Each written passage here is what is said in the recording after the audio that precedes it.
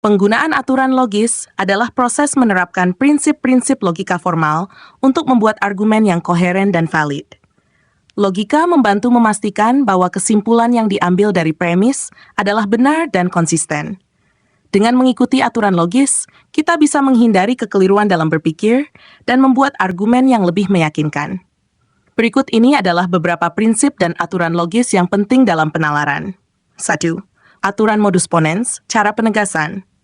Aturan ini menyatakan bahwa jika sebuah pernyataan bersyarat, jika A maka B benar, maka B juga benar. Struktur, premis 1, jika A maka B. Premis 2, A. Kesimpulan, ma B. Premis 1, jika hujan maka jalan akan basah. Premis 2, hujan turun, oleh karena itu jalan akan basah. Kinhadut. Aturan modus tollens menyatakan bahwa jika pernyataan bersyarat, jika A maka B benar, dan B salah, maka A juga harus salah. Struktur premis 1, jika A maka B. Premis 2, B salah. Kesimpulan, maka A salah. Contoh, premis 1, jika ada api maka ada asap. Premis 2, tidak ada asap. Kesimpulan, oleh karena itu tidak ada api. Silogisme kategorial. Silogisme adalah bentuk argumen deduktif, di mana dua premis mengarah pada kesimpulan yang logis. Silogisme kategoris melibatkan 3 kategori, subjek, predikat, dan hubungan antara keduanya. Struktur, premis 1, semua A adalah B. Premis 2, semua B adalah C. Kesimpulan, oleh karena itu, semua A adalah C. Contoh, premis 1, semua manusia adalah makhluk hidup. Premis 2, semua makhluk hidup membutuhkan oksigen. Kesimpulan, oleh karena itu, semua manusia membutuhkan oksigen. Silogisme hipotetis. Silogisme ini melibatkan 2 pernyataan bersyarat dan menyimpulkan hubungan antara premis pertama dan yang terakhir. Struktur. Premis 1, jika A, maka B. Premis 2, jika B, maka C. Kesimpulan, oleh karena itu, jika A, maka C.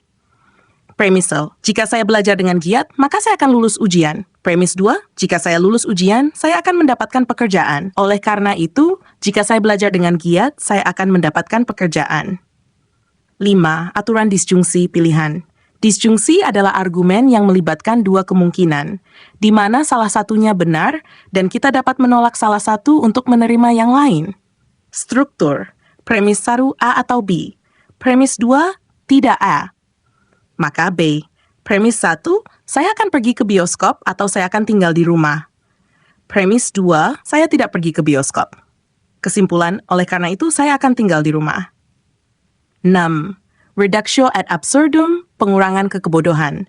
Aturan ini digunakan untuk menunjukkan bahwa premis tertentu salah dengan membuktikan bahwa jika premis tersebut benar, maka akan mengarah pada kesimpulan yang absurd atau kontradiktif. Premis, asumsikan bahwa A benar. Kesimpulan, jika A benar, maka B terjadi. Kesimpulan, tapi B adalah hal yang tidak masuk akal atau kontradiktif. Oleh karena itu, A salah. Premis, asumsikan bahwa bumi datar. Kesimpulan, jika bumi datar, maka kapal yang berlayar jauh akan jatuh dari ujung bumi. Kesimpulan, namun kapal yang berlayar jauh tidak jatuh dari ujung bumi. Kesimpulan akhir, oleh karena itu, bumi tidak datar. Dilema logis menggunakan 2 pernyataan bersyarat untuk menunjukkan bahwa dalam kedua kasus hasil yang sama dicapai. Premis 1, jika A maka B. Premis 2, jika C maka B. Kesimpulan, oleh karena itu, apakah A atau C terjadi, B akan terjadi. Contoh, premis 1, jika saya bekerja keras, saya akan sukses. Premis 2, jika saya beruntung, saya akan sukses. Kesimpulan, oleh karena itu, apakah saya bekerja keras atau beruntung, saya akan sukses. Kontradiksi dalam logika, kontradiksi terjadi ketika 2 pernyataan yang berlawanan satu sama lain tidak dapat benar pada saat yang sama. Aturan ini penting karena membantu kita mengenali kesalahan dalam argumen. Struktur.